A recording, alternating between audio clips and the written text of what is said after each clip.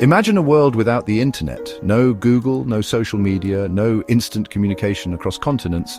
This is our reality in this scenario. It is the year 2005. The dot-com bubble never burst because it never began. The world took a different technological path. Without the internet, our world is vastly different. Communication relies on phone calls, letters, and fax machines. News travels slower, primarily through television, radio, and print media.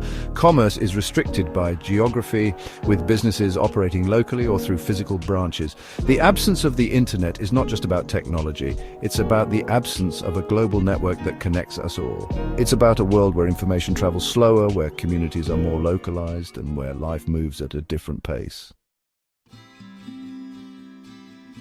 The first 5 years without the internet saw a resurgence of traditional communication methods. The postal service saw an unprecedented surge in letter writing and package delivery. People rediscovered the art of writing letters, the anticipation of a response, and the joy of receiving handwritten notes. Landline telephones became indispensable. Phone booths once again dotted street corners. Families gathered around the radio to listen to news broadcasts and musical programs. Libraries became crucial hubs for information access, with people queuing up to borrow books and periodicals. Global trade slowed down significantly. Businesses relied on established supply chains and physical presence in target markets. International travel for work was more common. The world felt larger, with communication and travel taking longer and costing more. Between 2010 and 2015, we saw the emergence of localized digital networks, or LANs. These networks connected computers within a limited area, such as a building or a university campus. LANs allowed for faster communication and data sharing within these smaller ecosystems. Information dissemination still relied heavily on physical media. People shared news and data through floppy disks, CDs, and even VHS tapes. Libraries and universities became central repositories of information, with individuals making physical trips to access specific data. This period also saw a resurgence of local cultures and identities.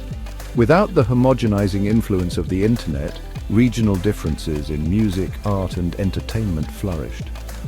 Communities became more tight-knit, bound by shared geography and limited access to information. By 2015, the absence of the internet significantly shaped the political landscape. Political campaigns relied on door-to-door canvassing, town hall meetings, and print advertising. Television and radio remained powerful mediums for reaching a mass audience. Without social media, political discourse was more measured and less prone to the rapid spread of misinformation. However, it also meant that holding politicians accountable was more challenging. Public awareness of political issues relied heavily on investigative journalism and traditional media outlets. Education systems adapted to a world without the internet. Classrooms relied on textbooks, printed materials, and face-to-face interaction. Libraries and physical archives became essential resources for students. The emphasis on traditional research methods led to a deeper appreciation for source materials and critical thinking skills. Fast forward to 2020, 20 years after our world diverged from the internet path. We see a world that is both familiar and strikingly different. Isolated mini-networks, reminiscent of early BBS systems, have emerged, offering limited online experiences within specific communities. The world is more fragmented, with information traveling slowly and unevenly. This digital isolation fostered a sense of independence and self-reliance. People became more adept at problem-solving without relying on online resources. The absence of a global network meant that global corporations, as we know them, never emerged. Businesses primarily operated within their geographic regions, leading to more localized economies and a greater emphasis on local production and consumption.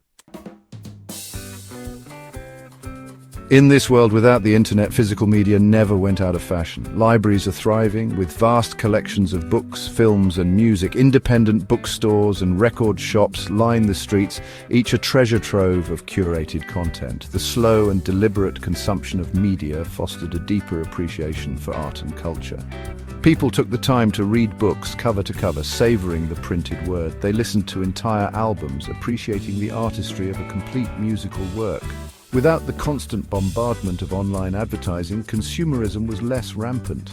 People valued quality over quantity, investing in well-made, durable goods. There was a renewed appreciation for craftsmanship and the longevity of physical objects. Education in this world is a highly interactive and personalized experience. Teachers have more time to dedicate to individual students, fostering a love of learning and critical thinking. Students, in turn, develop strong research skills and a deep understanding of their chosen subjects. The absence of digital distractions means that students are more focused and engaged in the learning process. They learn to collaborate effectively, working together to solve problems and complete projects. The emphasis on hands-on learning and practical skills prepares students for a world where resourcefulness is highly valued. Universities became hubs of specialized knowledge with limited access to global information. Scholars often dedicated their careers to researching specific fields in depth. This resulted in a wealth of localized expertise, with each region boasting leading experts in various disciplines. Perhaps the most striking outcome of this world without the internet is the resilience of local communities. Without the constant distractions of the online world, people are more present in their physical surroundings. They are more likely to strike up conversations with neighbors, participate in local events, and support local businesses. This sense of community extends beyond geographical boundaries. People form strong bonds with others who share their interests, whether it's a love of books, a passion for music, or a dedication to a particular hobby. These communities, though dispersed, are united by a shared passion and a commitment to preserving and sharing knowledge.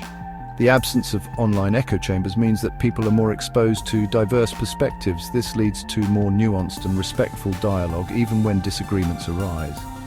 The ability to engage in meaningful conversations and build relationships across differences is a hallmark of this world.